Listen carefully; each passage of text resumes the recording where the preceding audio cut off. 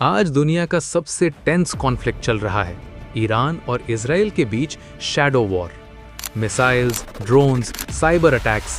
लेकिन इस modern war के पीछे एक पुरानी स्ट्रैटेजी छुपी हुई है, एक ऐसी स्ट्रैटेजी जो 80 साल पहले एडोल्फ हिटलर यूज कर रहा था।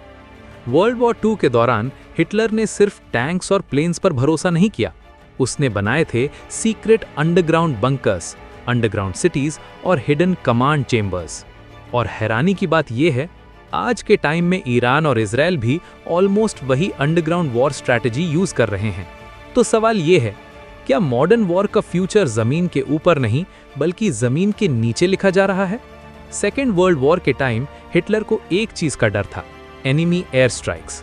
ऑलाइड फोर्सेस जर्मनी पर कांस्टेंट बॉम्बिंग कर रहे थे, इसलिए हिटलर ने एक डेंजरस प्लान बनाया। उसने ऑर्डर दिया कि जर्मनी और ऑक्यूपाइड टेरिटरीज में मैसिव अंडरग्राउंड बंकर नेटवर्क्स बनाए जाएं। सबसे फेमस था फ्यूरर बंकर, जो बर्लिन के नीचे बना था। ये बंकर सिर्फ एक रूम नहीं था, ये एक मल्टी लेवल अंडरग्राउंड कॉम्प्लेक्स था जिसमें command rooms, communication systems, living quarters, emergency escape tunnels, सब कुछ था। कंक्रीट वॉल्स इतनी थिक थीं कि हैवी बॉम्ब्स भी इजीली डिस्ट्रॉय नहीं कर सकते थे। हिटलर और उसके टॉप जनरल्स यहीं से वॉर ऑपरेशंस कंट्रोल करते थे। और इंटरेस्टिंग बात, जर्मनी ने सिर्फ बर्लिन में नहीं, यूरोप के कई जगहों पर सीक्रेट अंडरग्राउंड फैक्ट्रीज और वेपन फैसिलिटीज भी बनाई थी, जहां सोल्जर्स और इंजीनियर्स ग्राउंड के नीचे काम करते थे। इमेजिन करो, 100 सोल्जर्स एक डार्क अंडरग्राउंड नेटवर्क में रह रहे हैं। नो सनलाइट, कांस्टेंट टेंशन और ऊपर चल रहा है वॉर। बंकर्स में सोल्जर्स के लिए food storage, medical rooms, ventilation systems, secret tunnels सब अरेंज किया गया था। कुछ बंकर्स तो इतने एडवांस थे कि उनमें इंडिपेंडेंट इलेक्ट्रिसिटी और वाटर सप्लाई भी थी। ये एक तरह से मिनी अंडरग्राउंड सिटीज थे। हिटलर का बिलीफ था, अगर सरफेस पर सब कुछ डिस्ट्रॉय हो जाए तो भी अंडरग्राउंड कमांड सिस्टम से वॉर कंटिन्यू किया जा सकता है। अब आते हैं प्रेजेंट डे पर। आज मिडिल ईस्ट में जो टेंशन चल रही है, उसमें अंडरग्राउंड स्ट्रैटेजी एक मेजर रोल प्ले कर रही है। रिपोर्ट्स के अकॉर्डिंग ईरान ने माउंटेन्स के अंदर डीप अंडरग्राउंड मिसाइल बेसेस बनाए हैं। इन्हें ऑफन मिसाइल सिटीज कहा जाता है।